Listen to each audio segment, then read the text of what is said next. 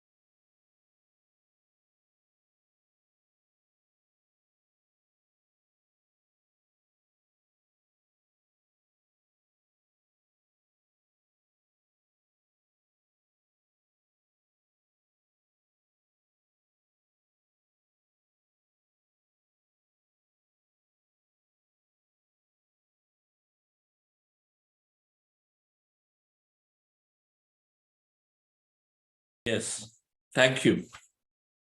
I couldn't open myself. So thank you. Monica, please make me co-host. Happy morning, dear friends and masters. Great afternoon, wonderful evening.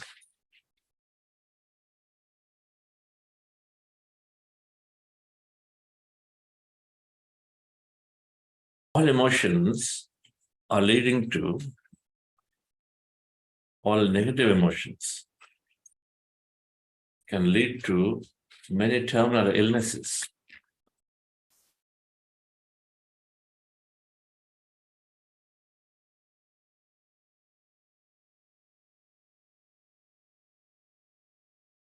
A young man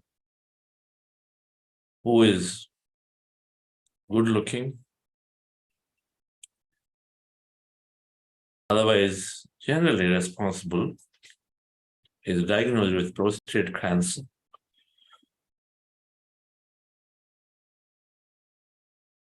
So then he is admitted in a hospital, so he's reviewing his life events. Whenever there's crisis, we go into contemplation.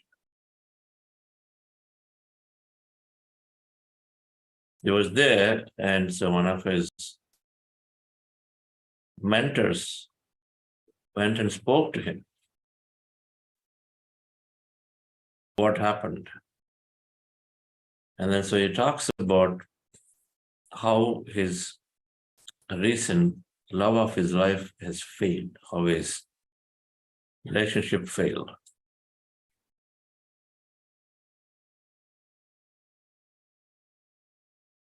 And he says, I try to love people, I try to give maximum to them. Now I am into nothing is working out my relationships. Try to find somebody with whom I can walk, but then everything seems to fail every time. So I become lonely. I try my best, and then when I'm trying to give, and then when I'm trying to not able to manage their expectation on the other side, then I give up. So usually then some arguments happen, then I say, okay, this is not working for me, I give up. And I come back to a lonely state again. So it happened a few times for him. And so I'm like this, I just don't seem to be fit enough. I don't think I'm good enough to be able to love somebody because they don't seem to find that thing with me. Can't satisfy them. And so fundamentally something wrong with me. I'm not fit to love somebody. Now the mentor is telling,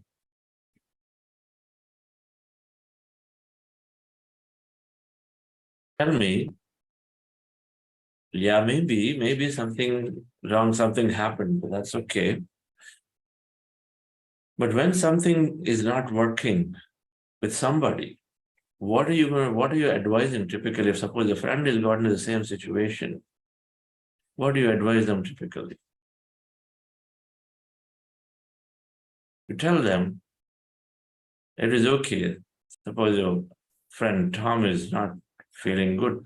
Tom, it's okay. Things happen. It is okay, things happen. Move on with your life. Why do you want to go and talk about this? Things do happen all the time. Maybe they're not deserving enough for you. This is the advice you give. But what is that you're doing to yourself here, sitting in this hospital room? You're saying, I'm not good enough. I can never love somebody. I think I have to live a lonely life. I'm a wasteful person that I can't even give my life to somebody. You're very easily able to give an advice, asking them to move on, to consider the other points of view. Here, you're so self-critical about yourself.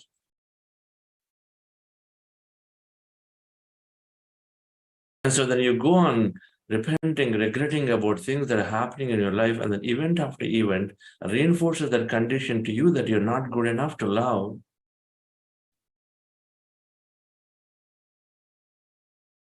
That leads towards these illnesses that you're going on being self-critical. Cancer, in many times,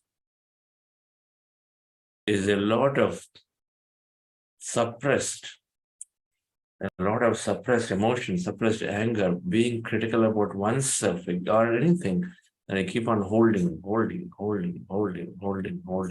ourselves.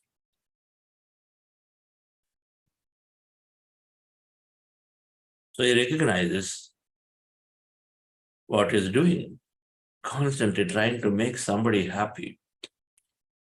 And then when they don't, then constantly criticizing himself and then immediately breaking off whatever that relationship is, thinking that it's not going to work for him anyway.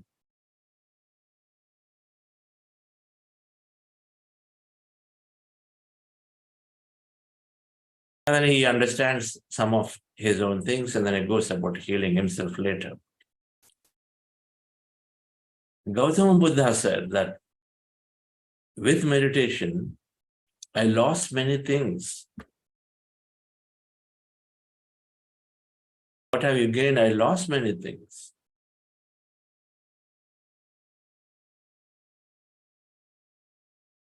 My anger, my doubt, my criticism, self-criticism.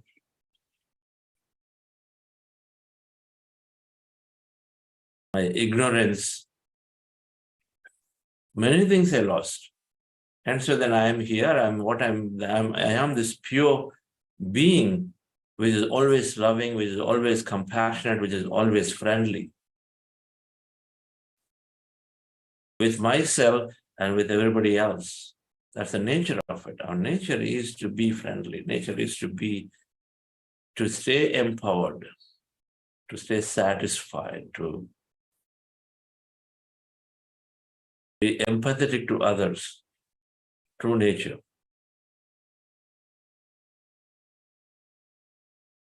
so the more we are doing this meditation, the more we lose unwanted qualities. So we're trying to fit into the eyes of somebody, the way they expect us, we try to be that. First, we have to take care of ourselves.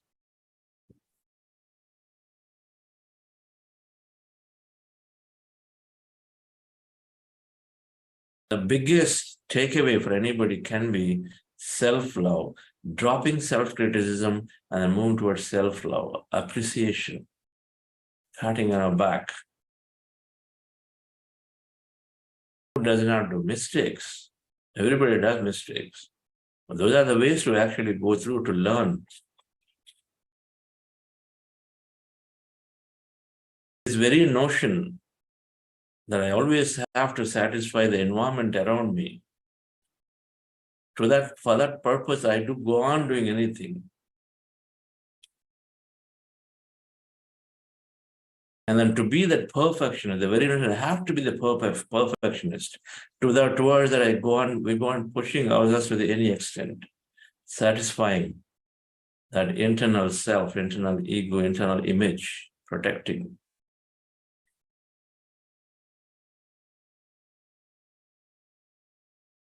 There's a lot of trouble.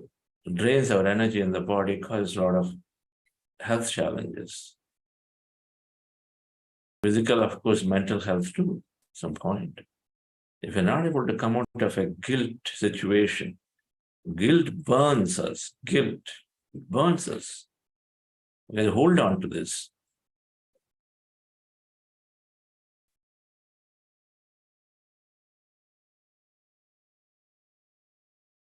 Anger and guilt. Guilt inside, anger outside is like a coal, burning coal in our finger. It keeps burning. We just close it, trying to not show it to others, but it keeps burning us from inside. Anger, external, guilt, internal.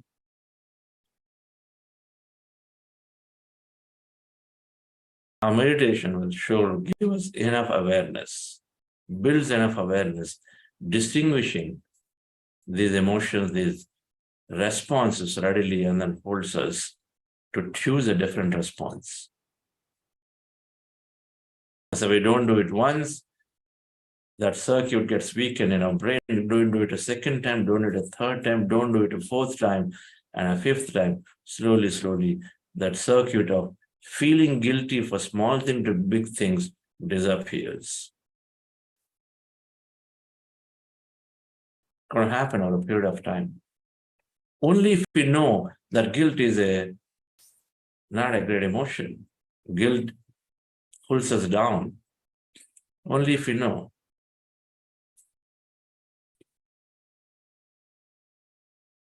You'll have plenty of opportunities to know about all of this. And we said by definition, lower emotion, higher emotion. Neil Donald Walsh says in his book, it's fascinating. When I read this in the year 2002, all actions are either love-based or fear-based. All our actions, from thought to speech to action, either is love-based or fear-based. Fundamentally, deep inside, somewhere, some kind of fear is lurking, and because of which we think in a certain way, we speak in a certain way, we act in a certain way. All actions are either love-based or fear-based. Some fear is there, or we are very, very free. The true nature of us is to be in loving. Exactly the illusionary nature of us is to be fearful. Illusionary nature, I'm going to lose my job. Oh, there is the fear of survival. Oh, they're talking about flood coming up, and so then they talk about serious rain. So what's going to happen to my house now? Or it is the water has come till 10 houses down. We keep fear of survival. Fear-based. They would to do some action there. Random action.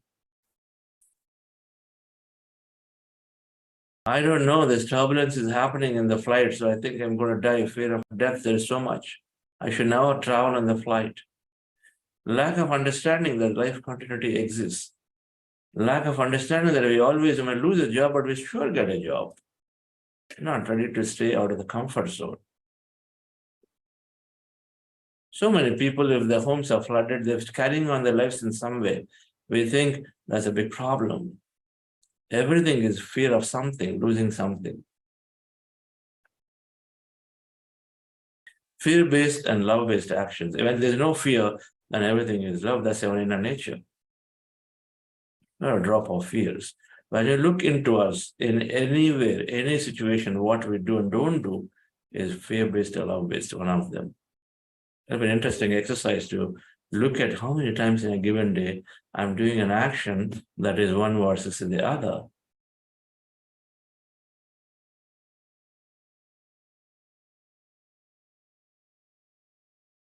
A lower emotion drains our energy, higher emotion,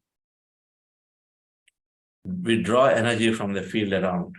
We lose energy and depletes energy. Lower emotions deplete energy, higher emotions gain energy. There are fundamentally 3 ways we draw energy. We are enhancing our body energy. See, there are 3 things that are required to create something, to experience something. The power to discriminate, the power of knowledge, Dhyana Shakti, is required fundamentally to create something, to discriminate and say, this is what I must experience. Then the power to will, Ichha Shakti, the conscious power of consciousness, the willpower comes from the consciousness, something that drives us from inside, go and do it, have intention, feeling to do more. We have to discriminate what's right and what is necessary for me. And then there's a discrimination power. So today, I'm going to do this. I've decided yesterday that we will go and meet a master, Kalalashmi Garu, an amazing master, whose husband recently vacated his body, Satyanarayana Garu, a close friend of mine. 5 hours to go, 5 hours to come, 10 hours. I had a morning session, finish, go and come, and then come back and sit down for the night session again. Leaving alone some time with them. We decide to do something, then we need the willpower to, first of all, to discriminate Dhyana Shakti, to willpower, so that the power of will, so that we actually can do it. But then in order to do it, we need the energy in the body, power of energy.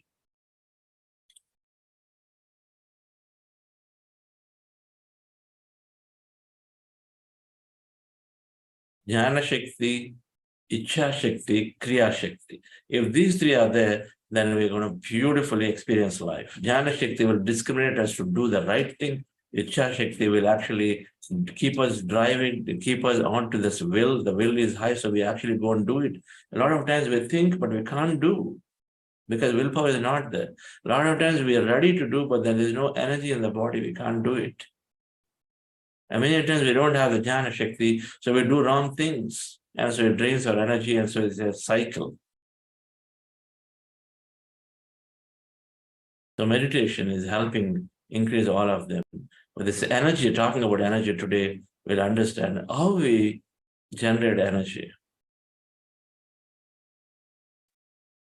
how we gain energy. When we think, oh, I eat some good food, then a lot of energy will come.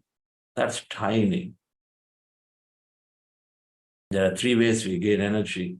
Energy through external sources, energy that we generate internally, and then energy that's out there innately everywhere that we unlock. Energy that we consume through external sources. Energy that's there that we generate innately from inside. Energy that we generate due to our actions, the thoughts, and the way we carry about life. We generate energy. Like, empty your mind. You speak less, then there is energy conservation. The right speech, energy conservation. And then energy that is fundamentally there everywhere that we latch onto, that cosmic energy, the Prana Shakti.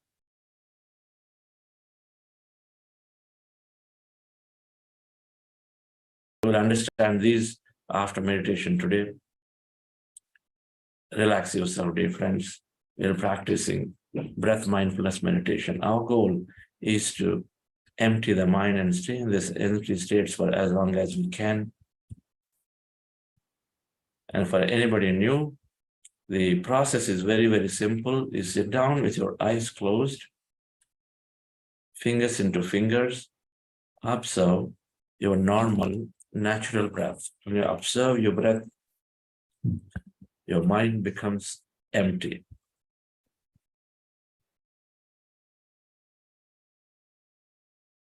As your mind is becoming empty, you may experience any kind of sensations, feelings, movements. Just be a witness to them. When you observe the breath slowly, mind is empty. Our goal is to be stay in the state of emptiness, or any kind of involuntary movements or sensations that experience in our body, observe them. In case you have thought, bring your attention back to the breath and then observe again, and slowly, slowly go into emptiness. Before we do this, we're doing something called heart elevation process. This is very simple. Just follow my guidance. The posture is as you see in the picture for heart elevation. So we do this for a few minutes, and then we go into breath mindfulness meditation to empty your mind. Relax yourself, dear friends. With your eyes closed.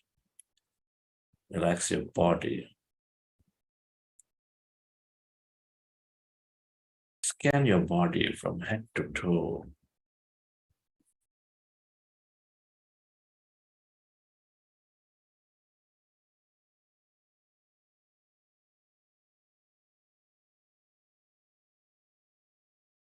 As you scan your body, relax every organ, every part of your body, your face, your neck, your shoulders. Relax.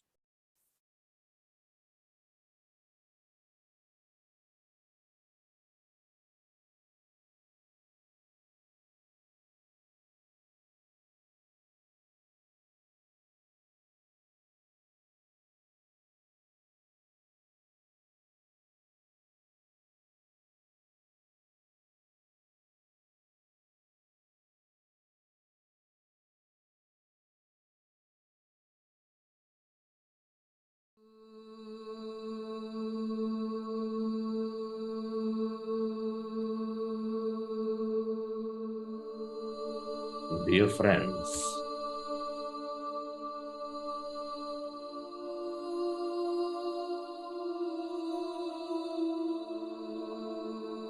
dear masters,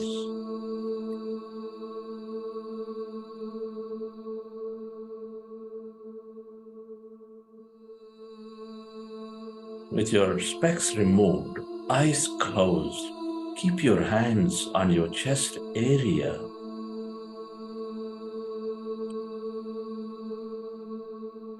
And rest your attention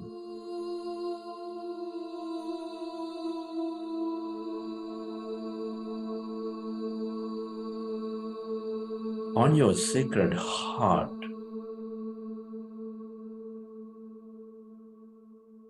And with a slow, relaxing breath, feel your heart center.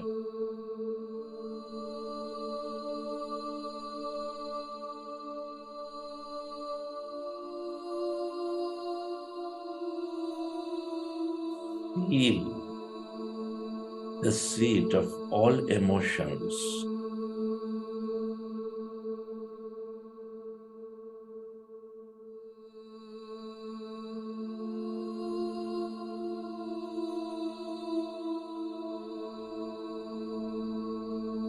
Feel this loving heart which is helping each of us thrive with its emotions of compassion, kindness, care, love.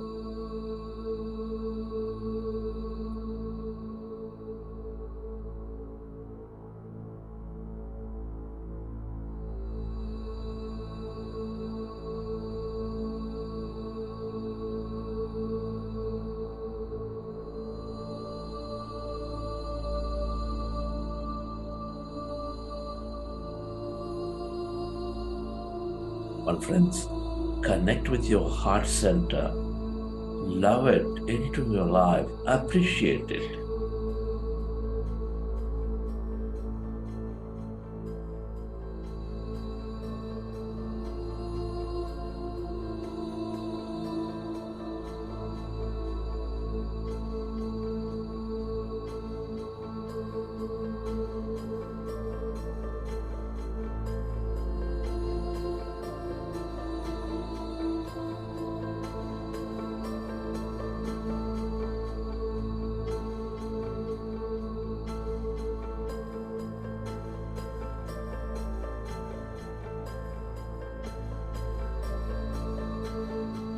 Can you recollect an experience from your past, from your present, where you felt enormous compassion, kindness, care, love?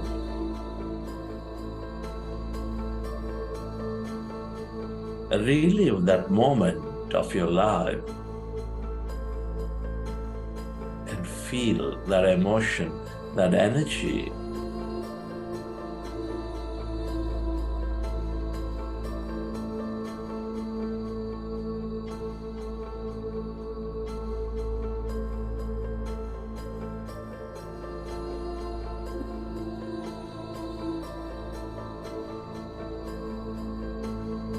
And can you set an intention to send that energy to all things and everybody on this planet Earth to help them heal?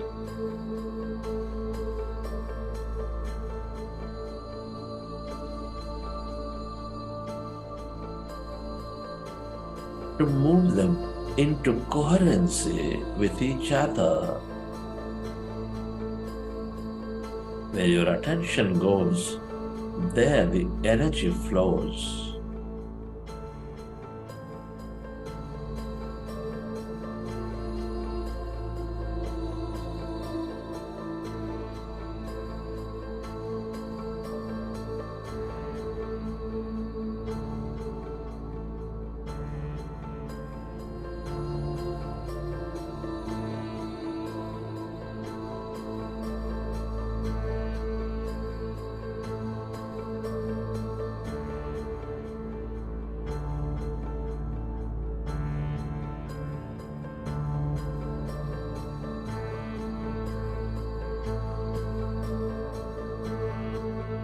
We are all deeply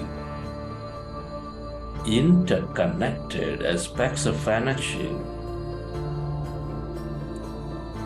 Deep inside, we are energy.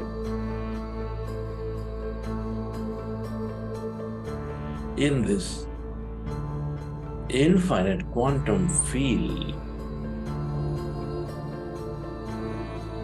the more we experience these emotions of love, compassion, kindness, the more coherent we become with all things and everybody. The basis for all creation.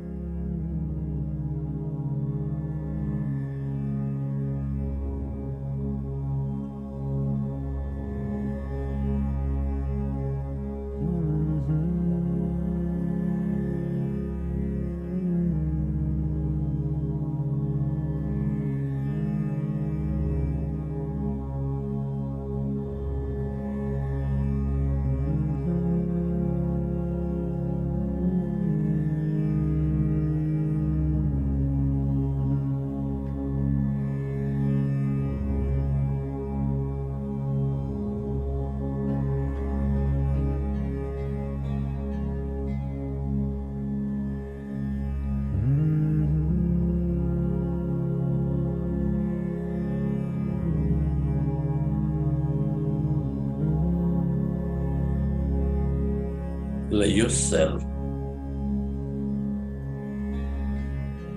to merge into your breath and allow yourself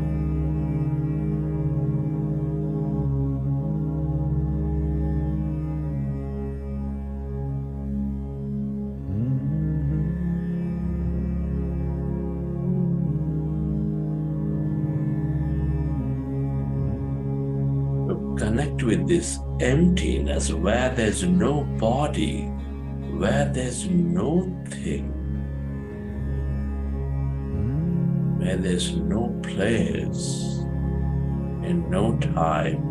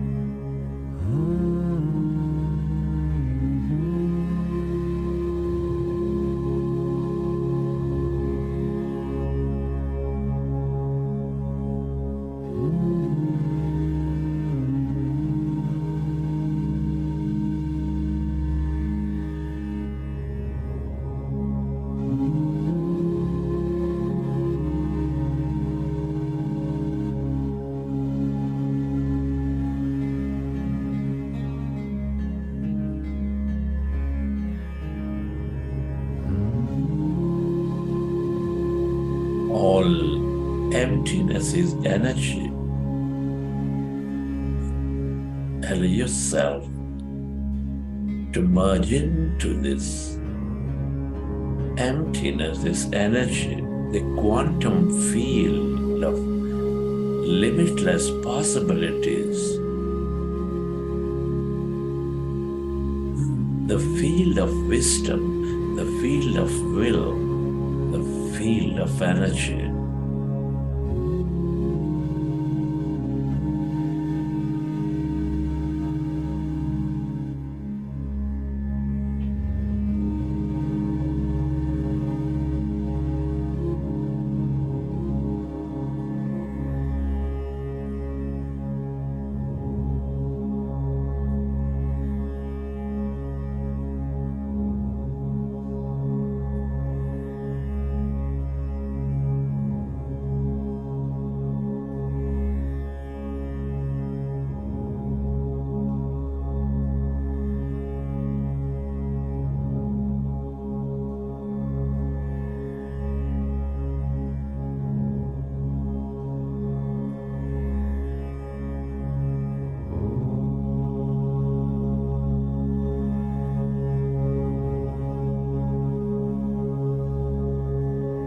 If you are distracted in thought, go back to observing your breath, dear friends, and allow yourself to find that emptiness all around.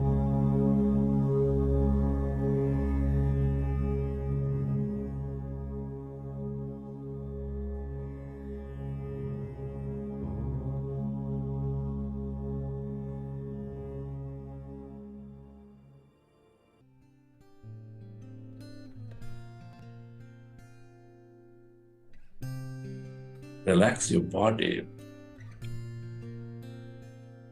and let your autonomous nervous system repair your body. I've let go of my past and celebrate who I've become. I am beautiful, I am powerful, and I celebrate who I am.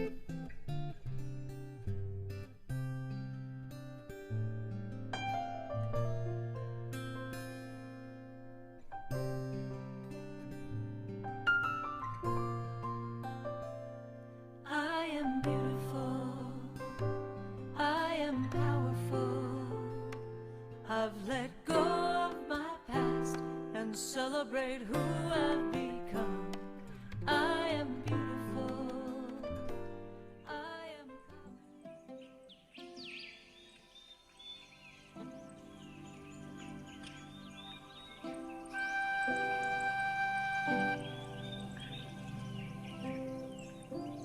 Recollect your experiences from the session. How did you feel? What have you seen?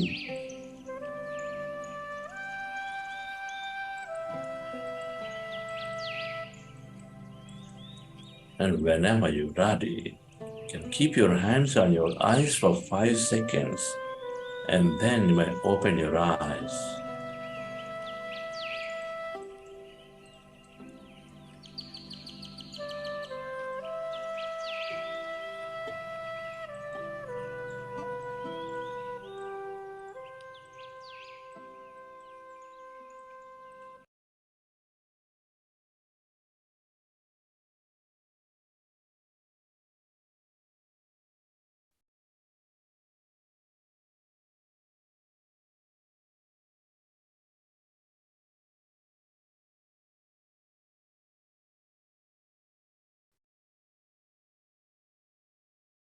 Okay, dear friends.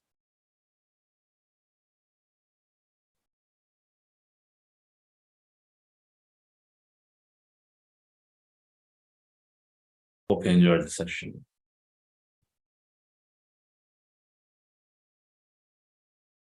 Group meditation is multiple times more effective. Patriji called 3 times more powerful.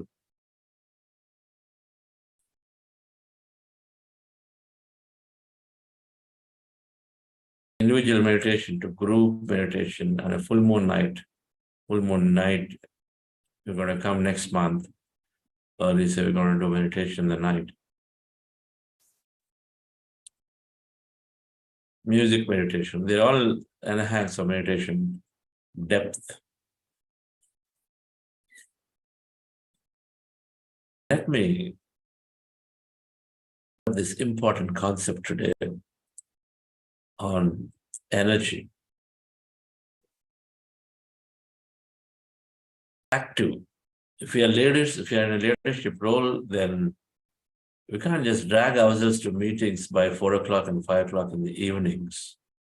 Morning we are fresh and great, but as the day passes by, a lot of time, there are so many meetings, so many things that we struggle to be participating actively because we're tired.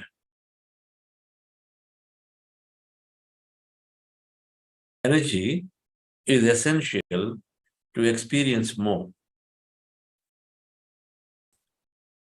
to be effective.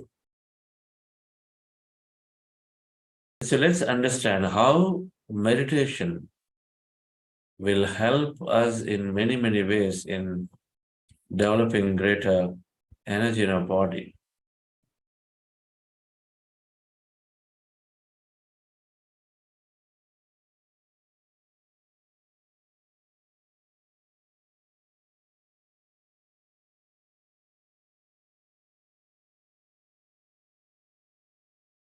We're talking about physical quotient, vitality, energy, health of the physical body.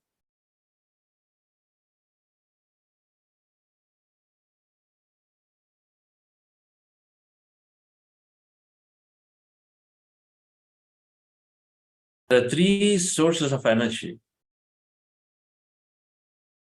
Energy from external sources, a small circle of energy. Energy generated internally. Energy innately inside that we are. And each circle is in that order.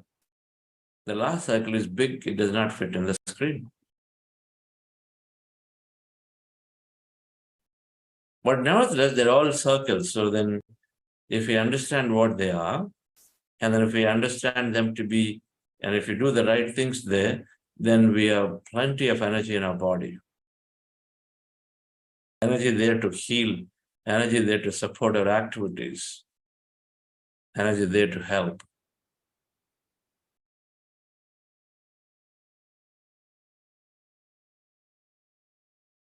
Energy from external sources.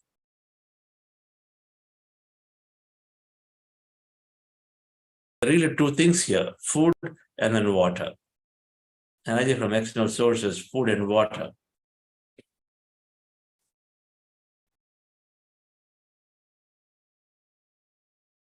Food is written in 3 points. Optimal food, sattvic food, vegetarian or plant-based diet, plant-based food.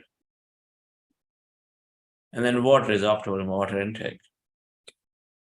Our body is 70% water. So we must drink plenty of water consciously. Drink plenty of water, but be conscious about it. If you listen to the Masaru's experiments, Emito Masaru's experiments, then if you're conscious about what we are drinking or eating, then of course, then we are sending our energy, and so then we are automatically energizing that. 70% water in our body, if you are nourishing the body plentifully with this water, consciously drinking, it gives enough energy to the body.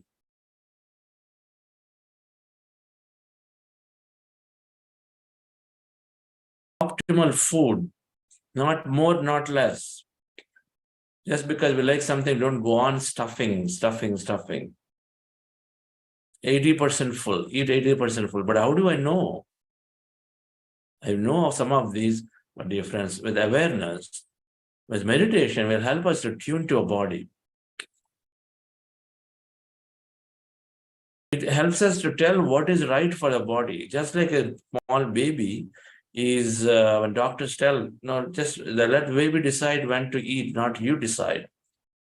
They're going to tell you when they feel hungry by crying or giving some kind of indication. Our body is always telling the same to us.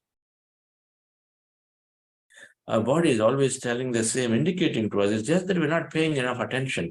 Now, when we become more sensitive to the body, when you regularly meditate, the mind chatter drops, then we start paying attention. When you regularly meditate, when you have awareness, we are in mindful state, in the present moment, eating and focusing on what we are doing.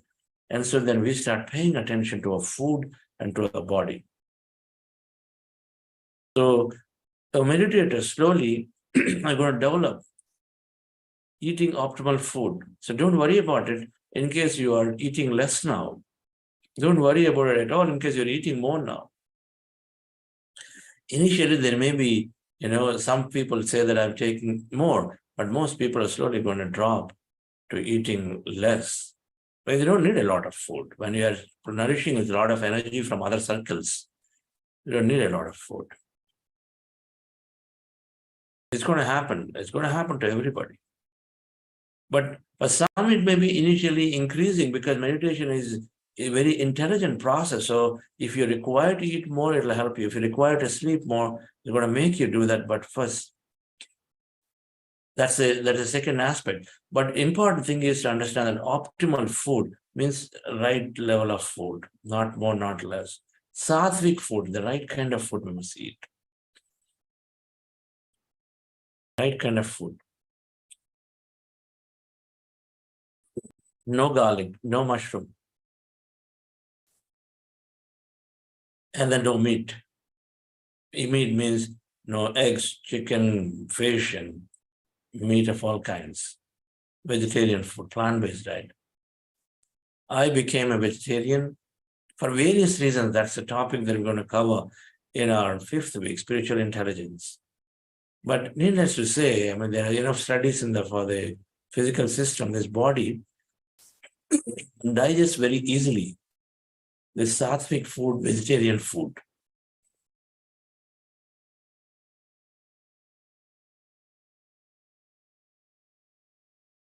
Our body digests this food very easily. We're not lethargic when we're having this plant-based diet. Sattvic food means energy food. So when we are cooking, being very mindful, sattvic food is food that is not tamasic and rajasic, which means no too much of the spices, not too much of spices. Make it tasty, but not doesn't have to be very, very spicy. The spices. Sattvic food is no garlic. The illusionary chemical, illusionary food is garlic. No garlic, and then no mushroom. Mushroom is still that's not vegetarian. No chlorophyll. Now these foods and this kind of food and then water intake, right water intake, conscious water intake is adding some energy to the body in a small circle. Those who are thinking their body and then the body consciousness, this circle is the biggest circle for them. If you think I'm the body, I must feed the body, support the body greatly, and that's the only way is through food and that consciousness, then this circle becomes the biggest.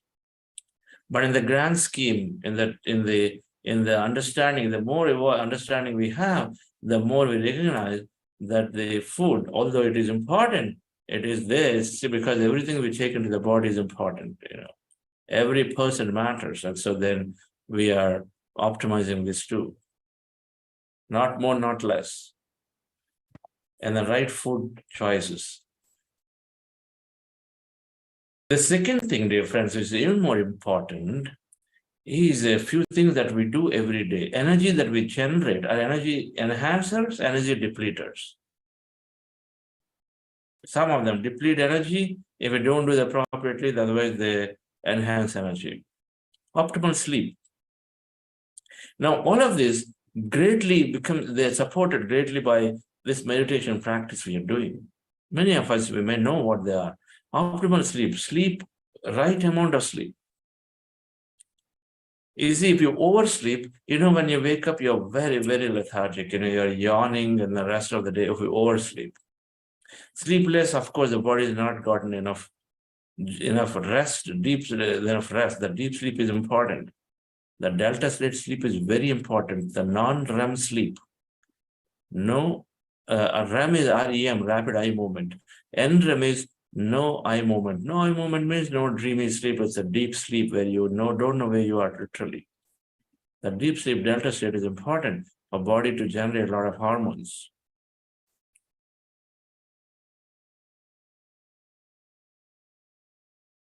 So optimal sleep. So meditators, what will happen over a period of time, we will need less and less sleep. See, I gained at least 4 hours in a day. Those of you thinking no time, continue for some more time, you will see you'll gain plenty of time in your day. Because I used to believe that 8 to 9 hours are a must, but then I didn't know the equation of the energy equation. Once you know the energy equation, that the body needs sufficient rest into the delta states for it to regenerate itself, some of the cells. And meditation is already taking us into the state, so then your sleep requirements can be lesser. A sincere and a deep 1 hour meditation can be 3 to 6 hours of sleep a day. So you don't need so much sleep. Experiment. If somebody says, I don't have time, experiment. You meditate and then see for yourself how energetic you are, even if you sleep now 5 hours, instead what has been told and become a myth of biggest myths that I have to sleep for 8 hours. What happens to so many people who only sleep for 4 hours then? How are they able to do? The principle ever is that if somebody can do it, you can do it. Because they have the same body. They have the same capabilities in the mind. If somebody can do it, you can do it. That's how we apply, right? In terms of our business growth and anything, and what do people say? Hey, they have done it, so why can't you do it? It applies to every walk of life. If Virat Kohli became a greatest cricketer, is it possible then somebody else, one of us, can become that? It's possible. If the answer is yes, it's possible. The possibility is always there. If the possibility is there, can you focus on that possibility and see what is required, and then automatically things happen. So optimal sleep. So meditators will require less and less sleep. Now, what do we do? Now, when I came into meditation, after a few weeks, suddenly I started sleeping less. And then when you sleep less, don't force yourself to sleep. Use the time greatly for your sadhana, your practice. Read books. Suddenly at 3 o'clock, you're awake. That's a great time. When you're fresh and awake, it's a great time to go and then read, as opposed to thinking, oh my God, tomorrow morning I'm going to be really dull in the whole office. 3 o'clock, I woke up. No, I got to have my 8 hours and I got to sleep now. And then go back and force yourself to sleep. Please don't do that. It's going to happen that you will start sleeping less. Rightly, it doesn't require more. You've got to experiment. Nothing's going to happen, right? In a day or two, or in a week, in 10 days, you experiment to yourself. Optimal sleep enhances energy. Oversleeping, undersleeping depletes energy. Optimal and right thinking, thought process, we're talking about this already. Positive and negative, or miraculous and disastrous. Optimal is unnecessary thinking. Cease from unnecessary thinking. Remove it. Oh, the traffic is like this. The stock market is this way. The financial market is this way. The real estate market is this way. How these politicians are doing all this is a redundant talk all the time. Weather. Oh my God, there's so much time spent on weather. Today, how is weather? How does it matter? All weathers are there to experience. Would that add value? If we know that every thought and word are energy, then what's the point in thinking about whether you go in? Okay, if you want to understand so that you can carry an umbrella or not, okay, fine, that's enough. If you're doing long distance, okay, you understand once and over. There's no point talking about it again and again as a topic that you just want to fill our time and days with something. Because internally we do not have enough happiness, so externally we fill ourselves. Optimal right thought. no redundant thought, wasteful thought, and then no negative thought. So positive thinking enhances energy. Negative thinking depletes energy. Now, when we don't have anything to do, we sit down with the eyes closed. You know why yogis sit down with their half eyes closed? Because when there's nothing to do, there's no point keeping our eyes open. So then they are optimal seeing. You see when you require, because eyes dissipate a lot of energy. There's so much we can take from the environment constantly. Billions of bits of information scanned by our sensory perceptions, eyes being the biggest. And so we take in a lot of information. If not anything, you're sitting down there watching, and then the car's going by out of your home and then going out, coming in. You watch all of that. We keep recording information of no use. Energy, redundant thoughts. Optimal thinking, because every thought is energy. You think about this. Suppose in the morning you have breakfast, and then you sit down, don't do anything, suppose, just sit down on a couch. And then 4 hours later, we feel hungry, isn't it? We feel hungry because our mind is working. Your body is not working, but the mind is working. Mind is going on, chatter, chatter, chatter. So many thoughts come, energy dissipated. More than 20 to 25% of energy in the body is consumed by the mind through the functioning of the mind. Thoughts being the biggest. So we got to keep our mind as much empty. And then if you are thinking more elevating thought, of course, the meditation is helping in it. We know this. Optimal and right talk, the speech. Words are energy. So the currency is energy is a currency. We got to just recognize this now. It's not money, the currency, energy. Every word, we lose a lot of energy. Isn't it? You speak for 1 hour continuously, and speak a lot of unwanted negative stuff. You come back and say, I'm drained of energy today, man. Oh, I'm just going there, talking. Change your speech to speech that is empowering others. See what happens. When you empower others, when your speech is, the words are, encouraging. Words should be of encouragement. When you speak out, you should be lifting somebody up, not pulling somebody down, and see what happens, how energetic you feel. It has to be limited talk when there is only necessity. This is a science, power of speech. Patriji used to tell, no complaints, no judgments. In the speech, first thing, no complaint, no judgment. I never understood this concept. No complaint, no judgment. Opening complaint means we don't own our creation, our experience, that my thoughts create reality. That's fixing many things. When I don't complain, I introspect more. Why am I getting into this experience? Rather than blaming somebody, becoming helpless, simply passing on the buck to somebody. A lot of things there. Right speech, words that are encouraging, that are expansive, or enhancing our energy. Wrong speech, negative words, and then too many words, too much talk, unwanted talk. Sometimes people you meet, they'll go on rambling, they go on bringing, the stories from the past, even though it has any value or not. Oh, my mother fell sick last time and I was there in my study time. I went here, I went there. It has no relevance whatsoever.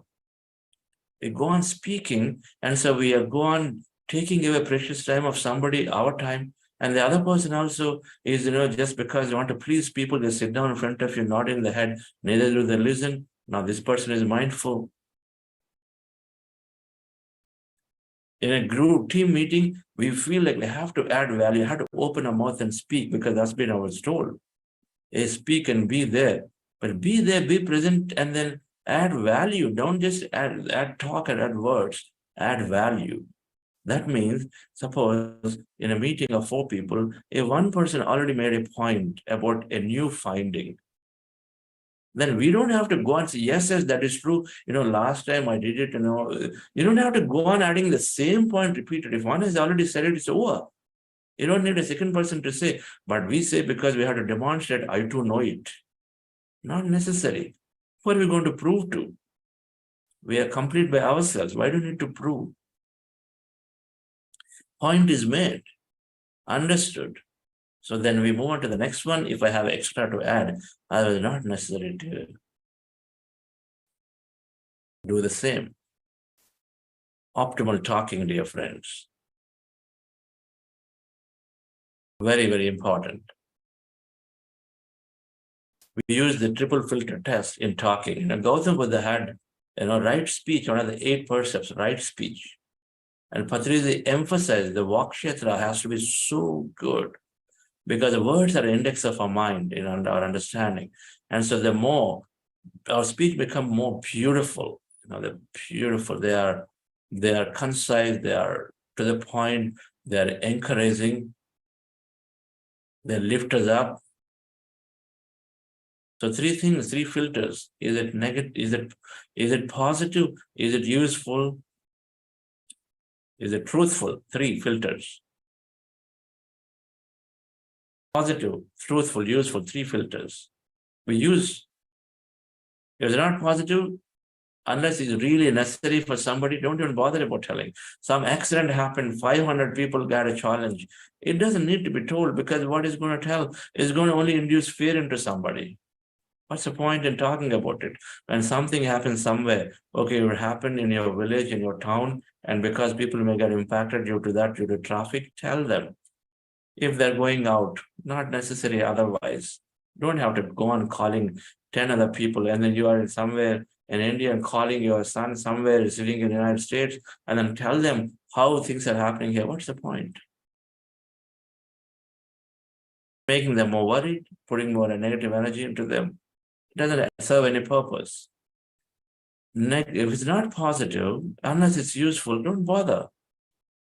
Really think about it. Don't bother.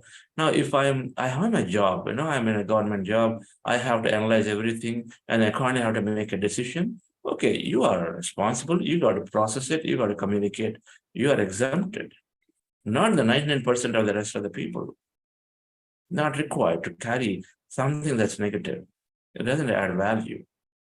If it's not useful, what's the point? If it's not useful, why should I talk about my childhood story when it doesn't anyway it's useful? Just because I got time of somebody, just go on talking about it. What's the point? Not useful, don't waste your time on somebody's time. Don't waste your energy. Because they're all energy depleters. And then if it's not truthful, say no. If it's not truthful, we are always influencing people by saying things. There are so much messages come through WhatsApp or anywhere. You read newspaper. Is it truthful? Do you know if it's truth just because it's said in the newspaper? Everybody has a story. Everybody has an intention of why they're writing a story. Unless you really, really confirm it is true, there's no point carrying that information. 3 things: positive, useful, and truthful, dear friends. Optimal talk. 3 ways to deliver. Right timing. One is right timing. Another is right intention. What intention you're telling with? Whatever you're opening your mouth and talking about, what is the intention? Is it to expose somebody? Is it going to put somebody on spot? Is it going to make somebody feel bad? Is that why you're opening your mouth? What's your intention? Right timing, right intention, right voice. 3 things of how we deliver. And then 3 filters. If something is really useful enough to talk, if something is worthy enough to talk, express, is positive, is it useful, and is it truthful? Try it out, these 3 different. Our speech will become impeccable. If speech is impeccable, all spirituality is there. I can tell you, all is there. Optimal seeing, I talked about it. Don't have to see when not necessary. Right emotion, express the emotion, don't hold it. No matter what, express emotion. If you hold the emotion back, it's going to burn inside. Do it. Practice in a meditation, so all the negative emotion will move away to positive. But until the time emotion is there, express it. Doesn't matter. Express it. Let go of it. Otherwise, it burns inside. Right work, aligning to our things that we really like to do.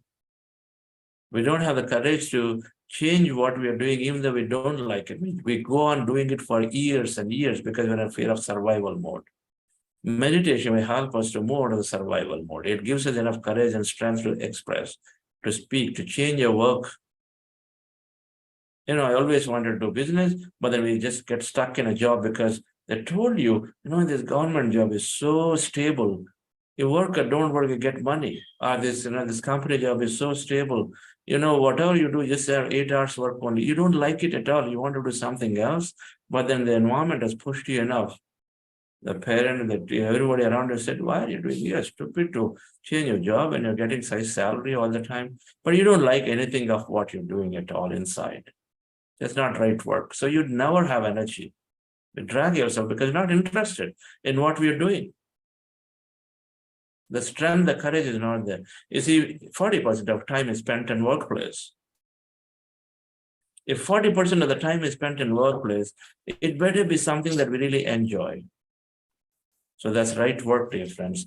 Do what you like. Align to what you really like. For example, in music practice, take time to do music practice. We're going to have, all of this is going to happen sooner or later when you practice meditation, because it's going to give us that courage to speak up. We'll cover emotional intelligence next in week 4. Conscious breathing. When you're conscious of the breathing, breath adds a lot of energy to your dear friends. So energy generated internally. Now, all of this enhance our energy. If we don't do the right things here, we hold on to emotion, we suppress or lose a lot of energy. If you do things that you really don't like, you're depleting so much energy. At work, speech, we lose plenty of energy just by doing things, just randomly talking or thinking. All of this difference enhance energy. Another bigger circle. This is a science of living. All of this is a science of life.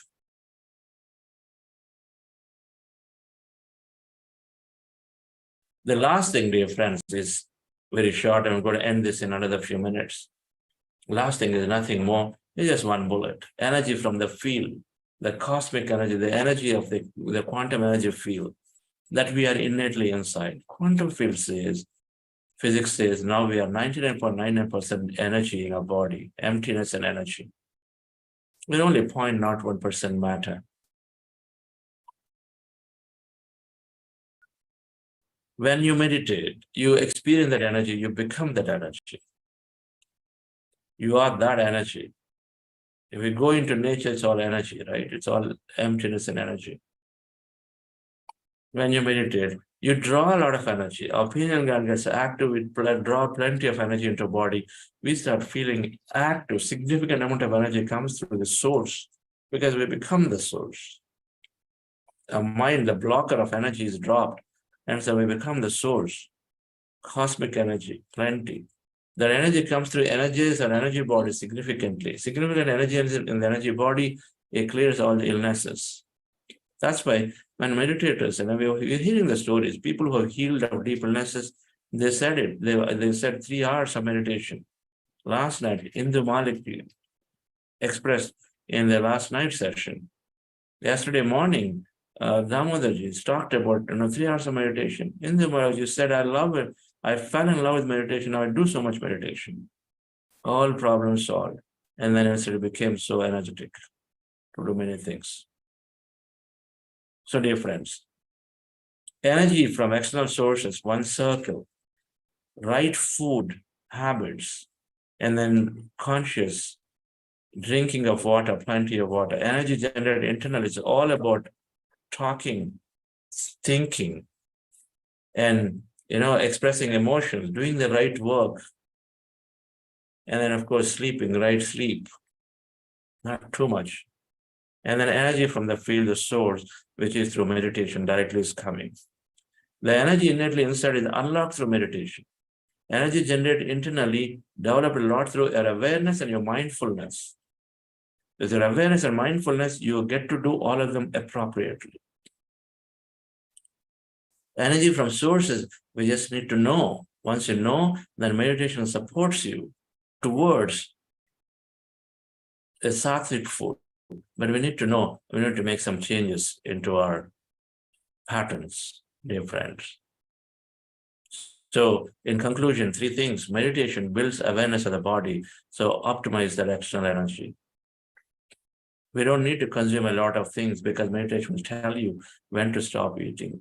It's going to reject when certain elements are not good for the body. If we pay enough attention, it's going to tell you that. It's going to tell you, okay, I don't like this, in the form of an indigestion, in the form of something. If you pay attention, then automatically you know what to eliminate. No, things that we don't eat, no mushroom, no garlic. But sometimes some people say, my dairy product is not good, so it's not supporting me, that vegetable, this one. Whatever that is, body will tell you. And then normally, when you meditate, there isn't anything that you cannot eat. Everything you will eat. You'll develop the taste, you'll develop the interest, body also starts supporting. There won't be anything, that the whole concept of allergy will disappear. For sure, your allergy will disappear. They're all only body concepts. If the consciousness is more body, then everything matters there, the food. But you evolve, and if you want to believe that the consciousness evolves where your body is so tiny, energy is all, and then if you go into that consciousness, the food has so much little impact. The reason we move to vegetarian diet is because we are a lot more compassionate. We talk about this in spiritual intelligence. Awareness, so we have optimized external energy. Mindfulness, so that optimized internal energy. Meditation is putting us in touch with the quantum field, so we are unlocking innately the energy that we have, that we are.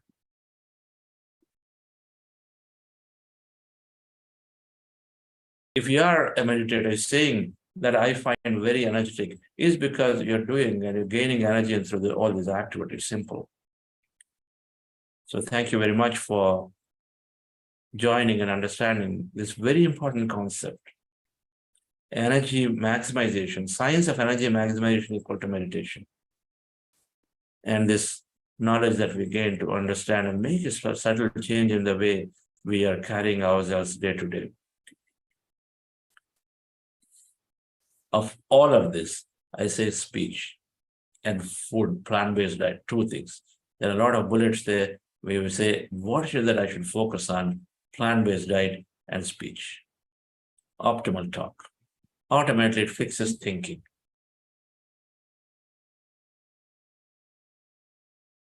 Lankanam paramaushadam, silence, fasting, they are all very essential. Optimal talk is there, silence is automatically there. Optimal food is there, fasting will come automatically. Fasting a day if people are able to. We don't necessarily, as long as we are optimally eating. We have plenty of opportunity to discuss this, dear friends. So thank you very much. Do we have any announcements today? Lalita? Yes, sir. Hi, everyone. So today being Wednesday, we have book clubs happening. So on every Monday and Wednesday, we have the book clubs. So today on Wednesday, we have the book that's in discussion is Breaking the Habit of Being Yourself by Dr. Joe Dispenza. So it will happen in 2 batches. The batch 1 will start right after the main session ends. So according to Indian time, 8:15 to 9:15 a.m. And batch 2 will be starting at the evening time. Again, according to Indian time, it's 8 p.m. to 9 p.m. All the details will be posted in your WhatsApp groups. Kindly join. And to those of you who opted for the certificate program, Practitioner Quiz 1 has been sent to your registered email ID. Kindly do check in your email. Again, sometimes it may land in spam or promotions folder. If you're still not able to find it, you can always reach out to me. Thank you, friends. Yes, one of my favorite books, Breaking the Habit of Being Yourself. Amazing book it is. I'm sure we are going to make use of this book clubs. Yes, Monica. Some relief from my talk. Just kidding.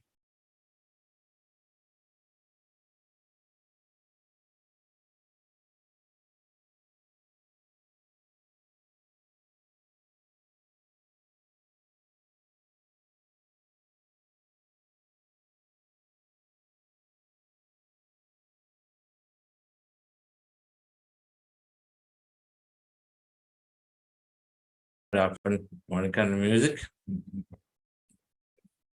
Okay.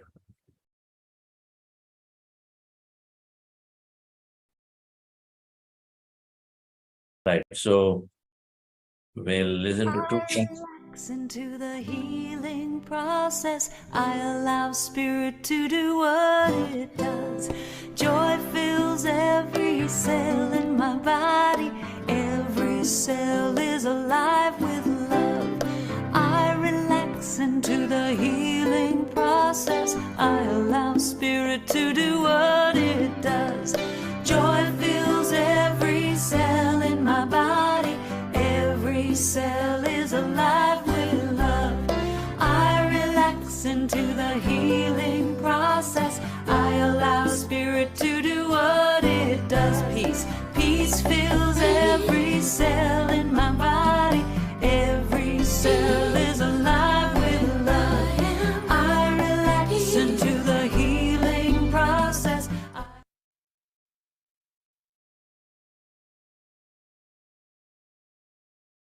Mahesh Garu. A few words on today's topic. Sure, absolutely. This is understanding the sources of energy, where it's coming from, and how we generate, how we interact. So everything that we need to know about energy is a great class today. I really enjoyed it. The most important thing is, even like you once you said, like, even if you don't do anything, if you just sit down for 4 hours, you still feel hungry. Actually, I faced that many times. Like, I didn't do anything. Why am I so hungry? Physically, you're not doing anything, but mentally, you're occupied, and all the thoughts and everything is taking your energy away. That is so profound. So everything is optimal. Your thinking, your talking, your seeing, your intake will give you that much potential. Also, mindfulness and I guess how to come into maintain the energy is the most important thing. Thank you. It's helping. Meditation is helping you make some changes. Yes. Must. Thank you. Absolutely. Yes. Thank you.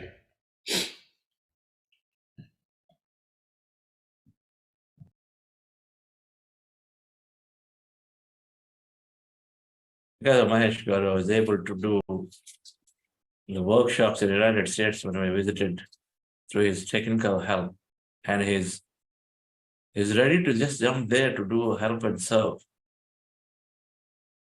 Doesn't matter how senior, junior, but then we need that thing to happen, and so then he was there taking care of this whole audio. Audio is the soul of any event. I took care of it so beautifully. Thank you. Yes, Sanju, madam. Hello, madam. Namaste, sir. Namaste. Thank you so very much for such a beautiful session. And I have learned so many things. And today, when you talked about energy, I find I have also written so many things from my learning from different sources also, and what I understood, and whatever I have written already. Today, it matches with your words and whatever you explained during the session. And I'm so much happy that I'm going on the right path. I'm learning in positive way. What I want is ask is from past few days I have been thinking that what is actually mind chatter, what it is.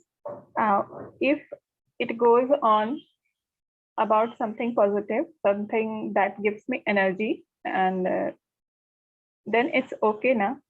Or if it exhausts me, or some emotions, it carries some emotions that feel me, that make me feel bad, that is mind chatter, that is overthinking, right? Yes, anything repetitive is not good, because anything will eventually diminish energy. So there's something called law of diminishing energy. Negative, yes, it's going to deplete your energy, it's going to drop it. Positive also, law of diminishing returns, it's called. So you go on doing the same thing again and again and again. Slowly you spend more energy, you spend more on it, but then you gain less from it. All right. So even positive, you need to talk about it, but let go. You need to dream of the future. You have a goal. You want to talk, inspire people around your goal, talk about it, and go. Yeah. Okay. Yeah. When you decide when it is over, and then let go. No mind chatter should be there, positive or negative.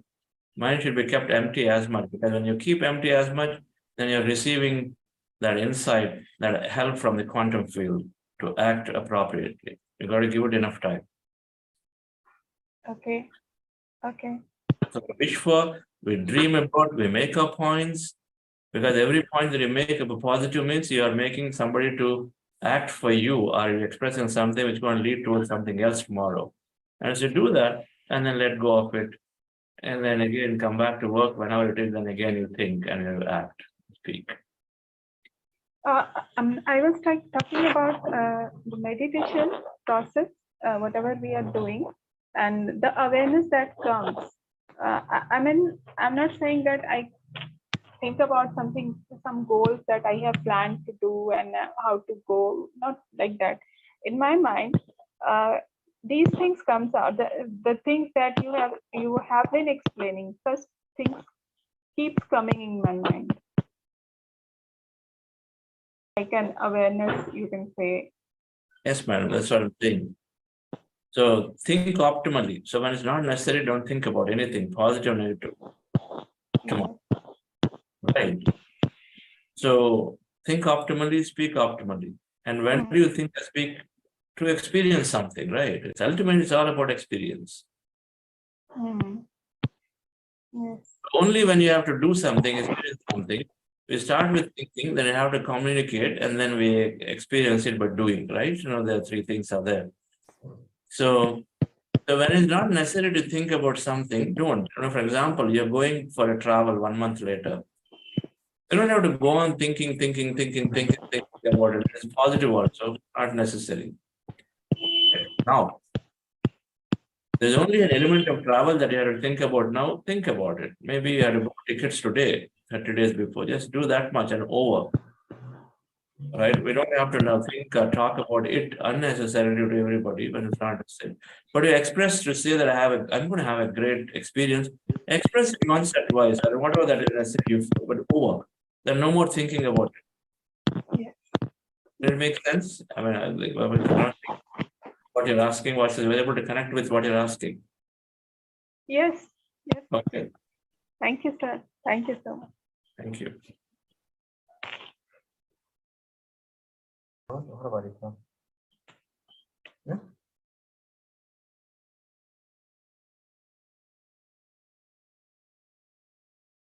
Balaji Ranganatha, sir. Hello, Chandragaru. I have one question. Yes, sir.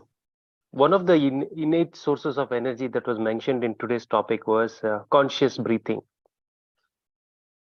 Now, when you say conscious breathing, sir, are we referring to the breathing that we do while meditating, or is it something that we need to do all the time?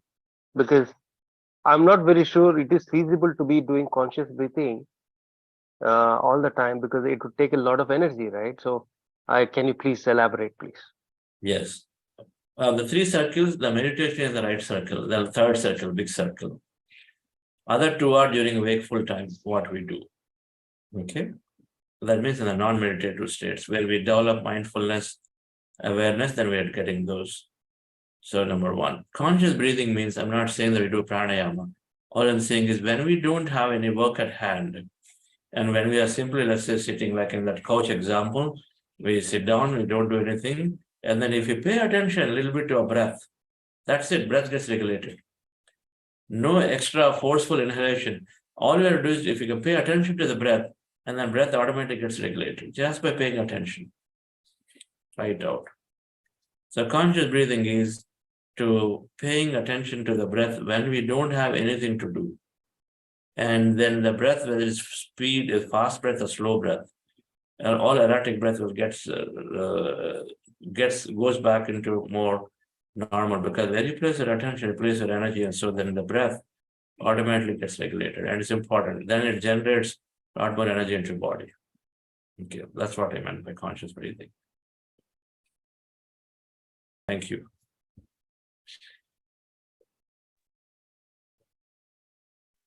Yes, Mahesh sir. And then you know what happens when you pay attention to breath. If you close your eyes, you go into meditation. You stay open, then your breath is regulated, so you are going to be any stressful, anything automatically comes down, your body moves into homeostasis, a lot of things will happen.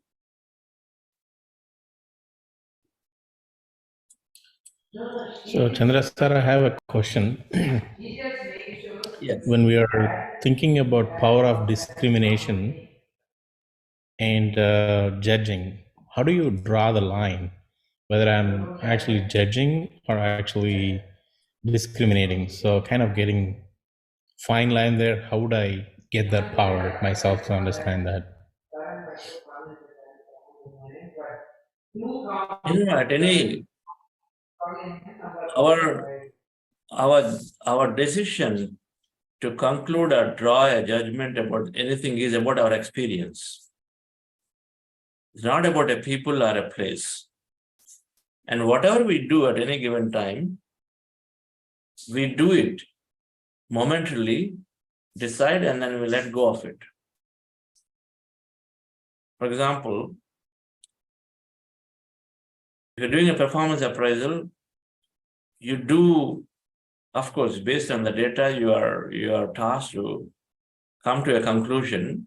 Who is excellent, who is average? You come to a conclusion. Do that. In spirituality, there is this concept that you never conclude. Patriji said once, you never conclude. So you do it there, you finish, and the next moment you open it and be ready that your good person can actually, the one who rated good can become very good tomorrow. That's overnight. And so be ready, not carry the judgment. It is required for a certain grading, for a certain hike, certain thing. It is over there. And the next moment they're all normal again. Okay, so that's from a judgment perspective, a conclusion perspective about people, or situations, or places. But discrimination, in talking, is when you're choosing something to do, what is right and not right for you.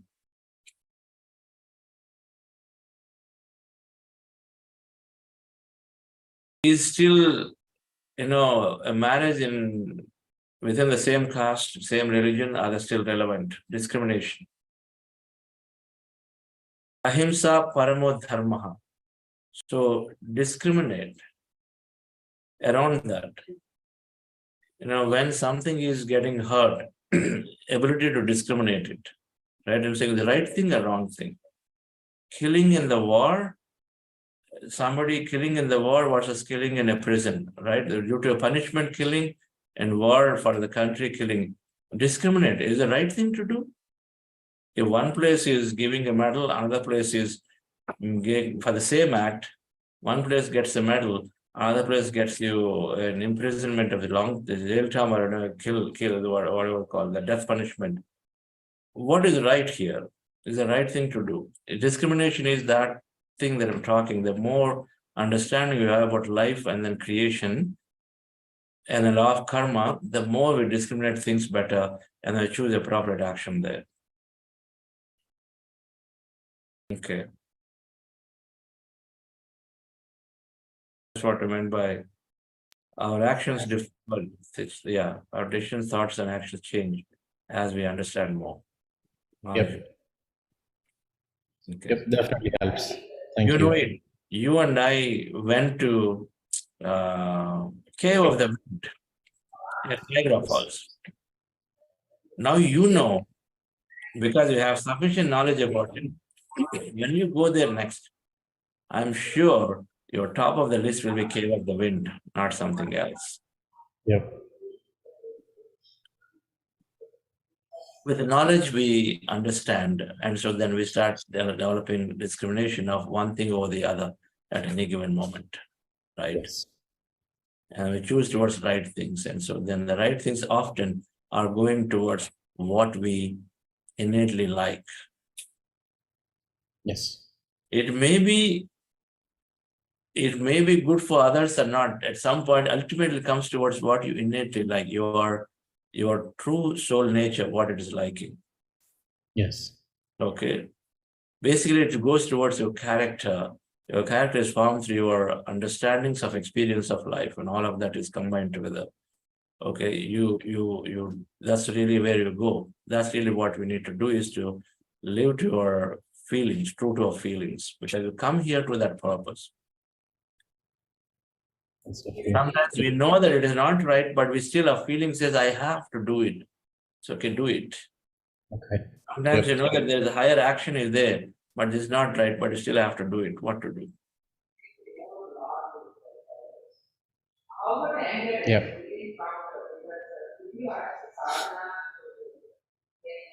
Thank you. We know that doing, I have a great green nature park here, and going to the park and then spending time every day, 30 minutes in nature, enhance my energy is there. We know it is right. We know we want to do it. Everybody has intention to do it.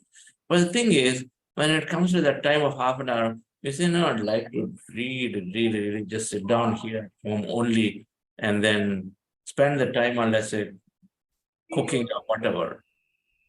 You want to do that, but then you are doing it here because the inner nature is telling you that this is really important for you. So do whatever that is important for you here.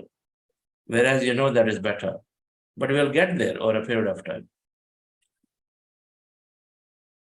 We get there over a period of time. We nurture that knowledge there of how important it is to be in nature, but then we continue to do what our true feeling is telling us right now, what we should do. Yes, I have to sleep now. Okay, sleep. But nurture the knowledge. Okay, like that.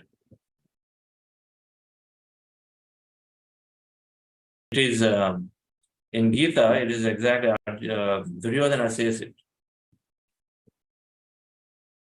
Krishna tells him, why are you doing all this? You are a master. Because they're all masters. They all have learned from Dronacharya, greatest master. So you have to become great in many ways. But there is an inner character of individuals.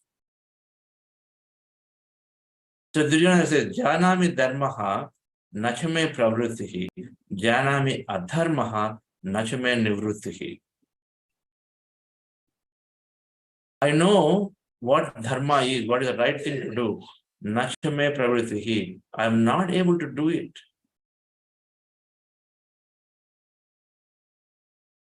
I know what adharma is. Janami adharmaha nachame nivrittihi. I know what adharma is, but I am not able to not do it. Because my inner nature is that. So you have to follow his inner nature. Whether there is a big purpose and an overall great gamut of things, the bigger things are happening. And so he had to play that character, he had to play that role. So we understand it, and the whole world is a movie and the stage, and so we understand, you know it. We're all doing a drama of life. And so then everything is happening in order. But ultimately, we have to true to our feelings, live true to our feelings, even though sometimes it may not necessarily be the greatest thing that we know. But we will go there though. We nurture that. I will go there. Meditation will build that awareness to implement the new knowledge we'll learn over a period of time. Okay. Thank you.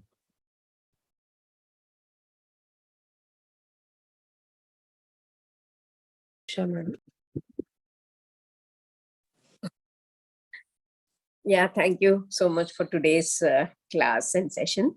I just wanted to quickly tell you about during the prana session, I was just sitting through, and right from the start of the meditation, I could see or feel the whole taste of the onion in my, like surrounding smell.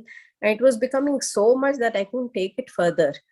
And I could hear myself say everything in the past, like that was my favorite. I used to like it. And it was like any other fruits and vegetables. Why should, one stop it?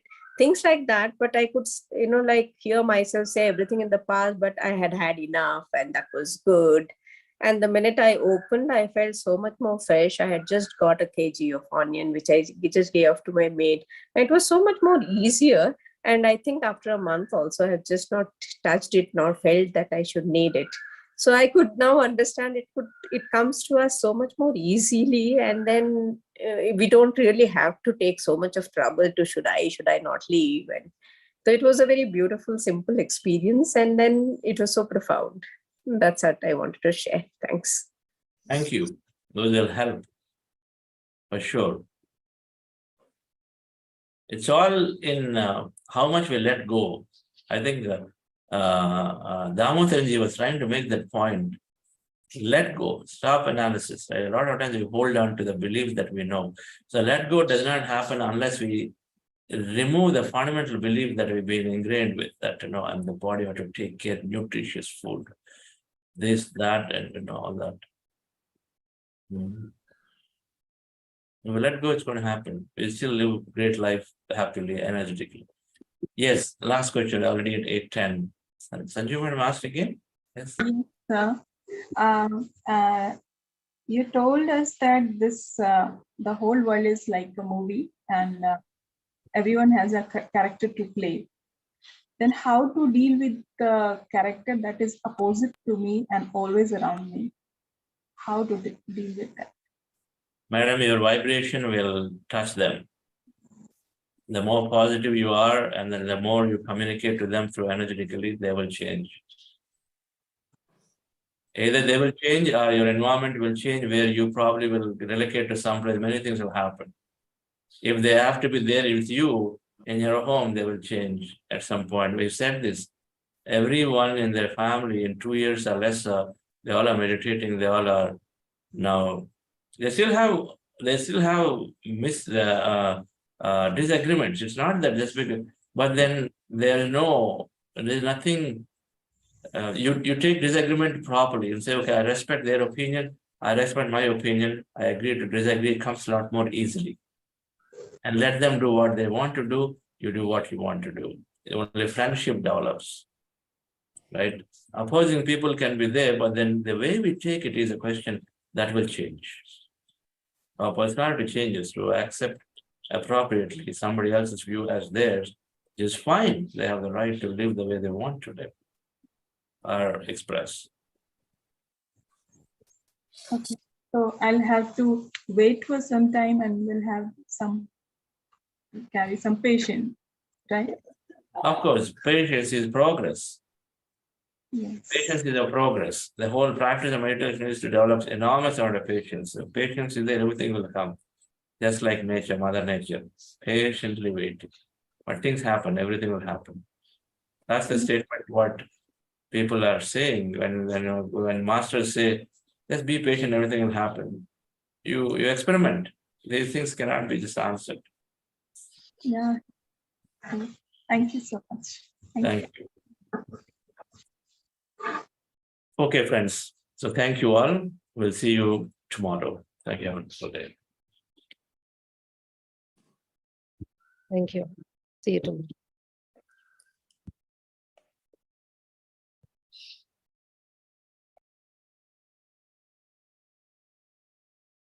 Monica, you can end the bridge.